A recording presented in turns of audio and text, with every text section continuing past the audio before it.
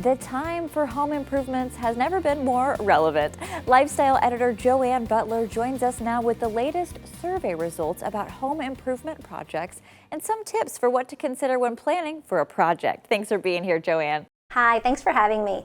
Well, Lightstream, which is an online lender for people with good credit, commissioned a survey, found that 60% of homeowners say they wish they had more space in their home. More than 70% say spending more time at home because of the pandemic has made them want to make upgrades. Of course, we've seen the housing market just explode in the past year, and usually when you buy a home, you know there's a lot to be done.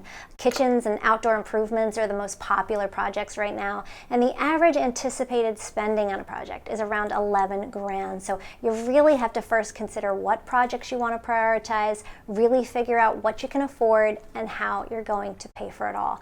If you have good credit, you should consider a home improvement loan like Lightstream. It can save you thousands in interest payments compared to charging costs on a credit card. They have fixed competitive interest rates, and you can get loans up to $100,000 with no fees, which can be used on any renovation you're doing. You just go to lightstream.com and they have a ton of info and FAQs on how it all works. Also, they care about the environment, which I think is really neat. They plant a tree through American forests every time they fund a loan, and they've planted more than 1 million trees. Another reason I just tout this company. For more information, head to lightstream.com.